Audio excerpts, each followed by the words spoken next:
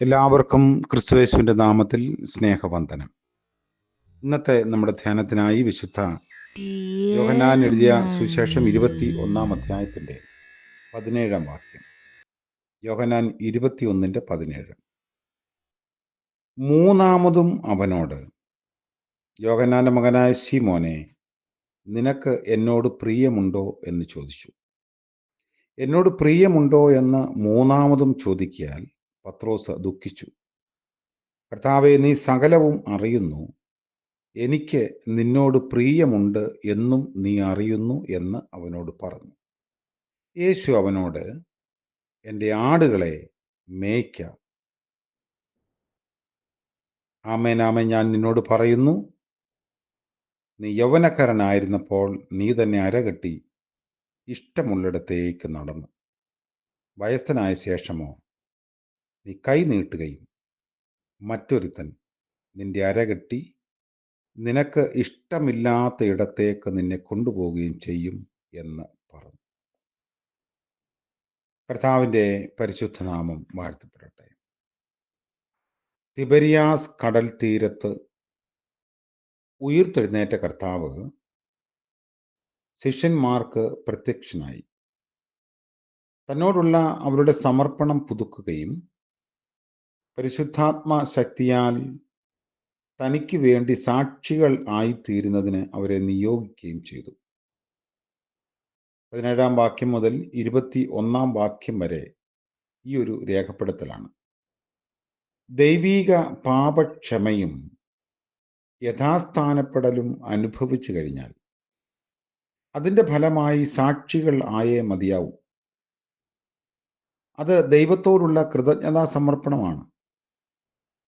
കലർപ്പില്ലാത്ത സമർപ്പണത്തിൻ്റെ ചില പ്രധാന ഘടകങ്ങൾ ഈ വേദഭാഗം വ്യക്തമാക്കുന്നു. ഒന്ന്, കർത്താവിനോടുള്ള സമർപ്പണം എന്ന് പറഞ്ഞാൽ കർത്തൃശരീരമായ സഭയോടുള്ള സമർപ്പണമാണ്. 3 പ്രാവശ്യം കർത്താവ് ശീമോനോട് തന്നെ സ്നേഹിക്കുന്നുണ്ടോ എന്ന് ചോദിച്ചു. ഉവ്വ് എന്ന് ഉത്തരം ലഭിച്ചപ്പോൾ കർത്താവ് തൻ്റെ ആടുകളെ പാലിക്കുന്നതിനും മേയിക്കുന്നതിനും പത്രോസിനോട് ആവശ്യപ്പെട്ടു. യേശുവിനെ സ്നേഹിക്കുന്നുവെന്നും അനുഗമിക്കുന്നുവെന്നും പറയുമ്പോൾ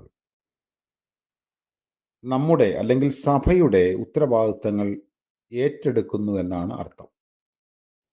സഭ കർത്താവിൻ്റെ മണവാട്ടിയും ശരീരവുമാണ്. അതുകൊണ്ട് ക്രിസ്തുവിങ്കലേക്ക് തിരിയുക എന്ന് പറഞ്ഞാൽ ക്രിസ്തു ശരീരമായ സഭയിലേക്കും തിരിയുക എന്നാണ് അർത്ഥം. കർത്താവിനെ ശുശ്രൂഷിക്കുക എന്ന് പറയുമ്പോൾ ക്രിസ്തുവിൻ്റെ മണവാട്ടിയെയും ശുശ്രൂഷിക്കുക എന്നതാണ് അതിൻ്റെ പൊരുൾ.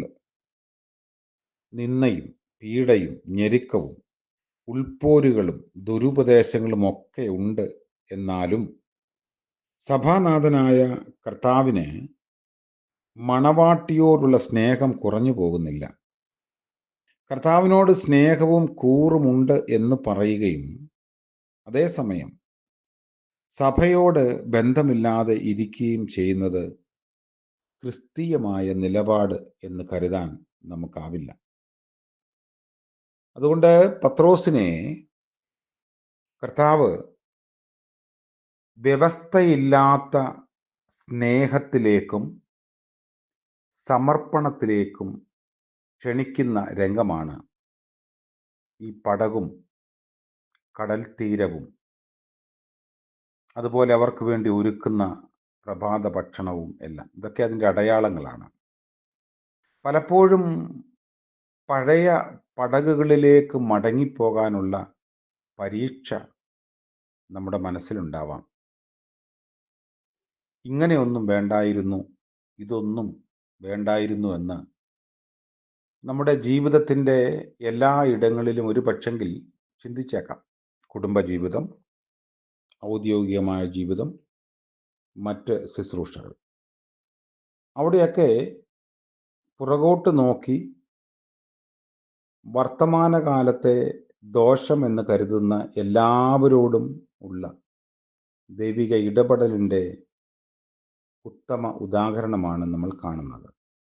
3 പ്രാവശ്യം കർത്താവിനെ തള്ളിപ്പറഞ്ഞ പത്രോസിനെ കൊണ്ട് 3 പ്രാവശ്യം ഞാൻ സ്നേഹിക്കുന്നു എന്ന് ഏറ്റ് പറയിപ്പിക്കുകയും സമർപ്പണത്തിൻ്റെ പുതുക്കത്തിൽ കൊണ്ടുവരികയും ചെയ്യുന്ന കർത്താവ് നമ്മളോടും ദൈവവചനത്തിലൂടെ ഇടപെട്ടുകൊണ്ടിരിക്കുന്നു.